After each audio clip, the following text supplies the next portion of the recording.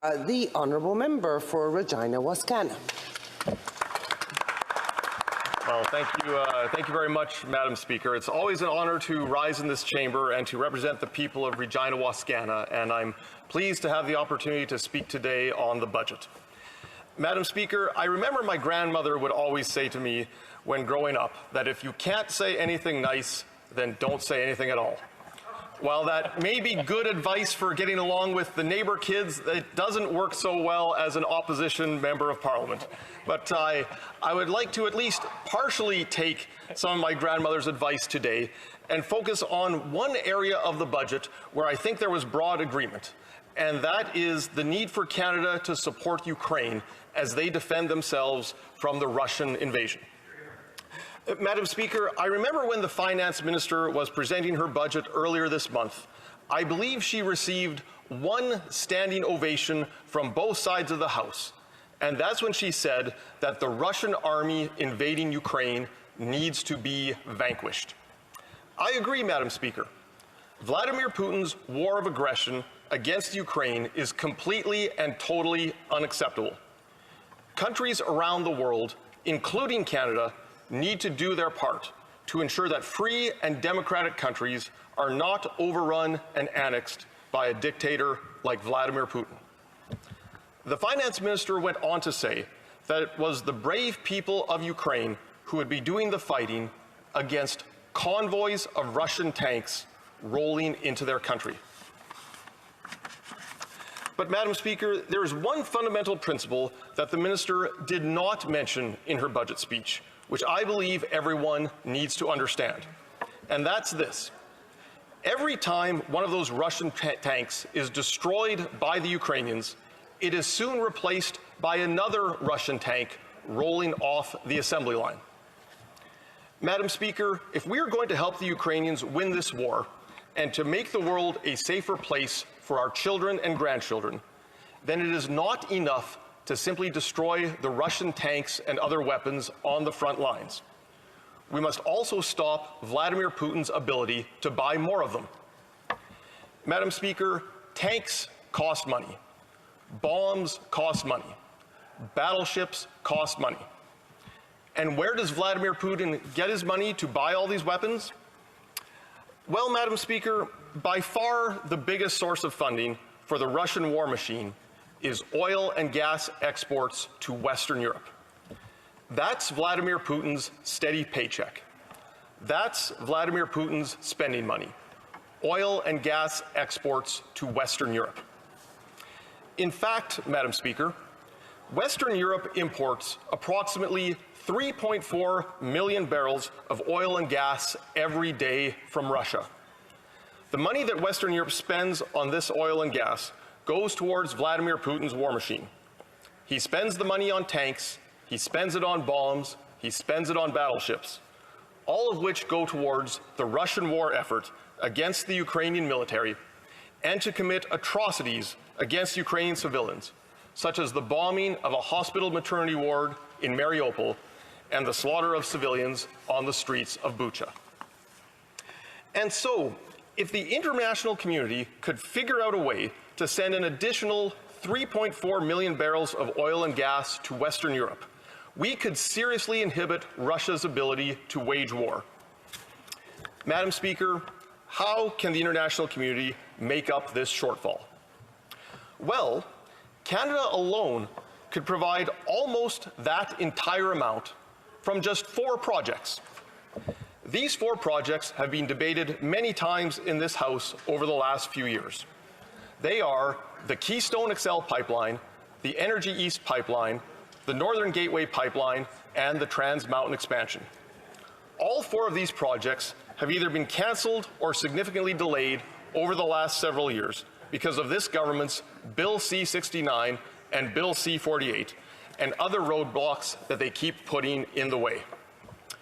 Madam Speaker, recently, the Minister of Natural Resources announced that Canada would increase oil exports to Western Europe by only 300,000 barrels per day and from existing infrastructure. Unfortunately, the Minister has also described this increase as a short-term solution and only a temporary measure to help our friends and allies fighting in Ukraine. Madam Speaker, I would strongly caution this government against reverting back to its old policy of keeping Canadian oil and gas in the ground for a couple of reasons. First, no one knows when this war will end. As many of us probably learned in high school history class, when World War I broke out, all of the experts of the day said that the war would be over by Christmas. 4 years later, the war was still raging. Today, here we are, 62 days into the current conflict. It would be foolish for anyone to try to predict with any degree of accuracy when this war will be over. It could very well be the case that our allies in Western Europe will need oil and gas for the foreseeable future from countries other than Russia. Secondly, even if the war were to end tomorrow, it would be foolish for us not to learn from our past mistakes. One of the reasons why the world is in this situation is because for far too long, peace-loving democratic countries have fallen into the bad habit of relying on petty dictators for their energy needs. All the while, Canadian oil and gas has stayed in the ground. Madam Speaker, if this country could increase its oil and gas exports by 3.4 million barrels per day and displace Russian exports to Western Europe, that raises the question, what could Canadians do with this extra money? The short answer is whatever they want. Many people who work in the natural resources sector would love the opportunity to pay down their mortgages, to save for their children's education, or to take a well-deserved vacation, especially after the last 2 years. And it's not just oil and gas workers in the private sector who would benefit. In my home province of Saskatchewan, in any given year, between 10 to 15% of the provincial government's budget comes from natural resource royalties. That's money that can go towards roads, schools, and hospitals, and other services that people rely on. Madam Speaker, over a decade ago, when resource royalties were at their height, the provincial government of Saskatchewan announced that they would build a new children's hospital in Saskatoon. This hospital opened just a few years ago and has since helped thousands of children. I believe that the vast majority of people who let their names stand to run for public office do so with good intentions, to make the world a better place for our children and grandchildren. But we all know what they say about good intentions. Madam Speaker, the cost of our inaction could not be more clear, and the contrast could not be more stark. Instead of oil and gas revenues going towards bombing children's hospitals in Mariupol, they should go towards building hospitals here in Canada. Clearly, any objective observer would have to agree that Canada has a tremendous amount of potential to do a great deal of good on the world stage. It's not necessary for democracies in Western Europe or the rest of the world to rely on petty dictators for their energy needs. It's not necessary for them to fund the war machine of Vladimir Putin or any other hostile regime. Madam Speaker, Canada can be a force for world peace and stability by simply extracting and exporting the resources that we have in this country that are literally sitting beneath our feet, not doing anyone any good.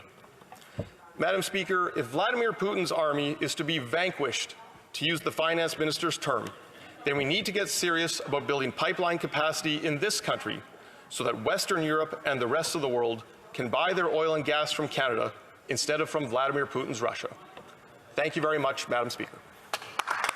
Questions and comments. The Honourable Parliamentary Secretary to the Government House Leader. Yes, thank you, Madam Speaker. Where I agree with the member is the fact that what's happening in Ukraine today is of a very horrific nature, and I believe it is virtually unanimous inside the chamber in terms of the desire and willingness to support Ukraine in whatever way we can get through this very difficult time. It goes far beyond Ukraine's borders, but impacts the entire free world. So we wish the very best, and we will continue to support them in whatever way we can. The question I have for the member is that I think he's trying to give an impression that if Canada was to export oil today, that money would dry up going to Russia.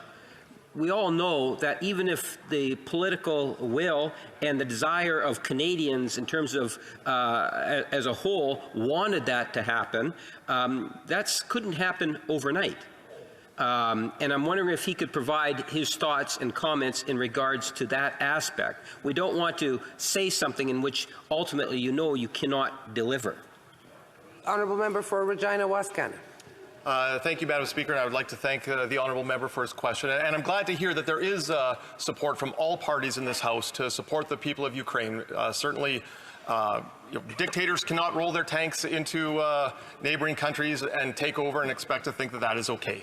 As for the issue with displacing Russian oil and gas to Western Europe, I believe that the 4 projects that I mentioned should have been built years ago. I don't see why that couldn't have been done years ago, and I don't see why it has to be so difficult for private sector businesses in this country to build pipelines or to build other major projects. It should be a lot easier, and it should have been done a long time ago. Thank you, Madam Speaker. Questions and comments. The Honourable Member for Alberti-Masquinongé. Thank you, Madam Speaker. I'd like to thank my colleague for his speech. When I listened to him talk about building pipelines to solve the war in Europe, 2 things. First, you have to realize that if we start building pipelines today, we won't be able to solve the issue right now.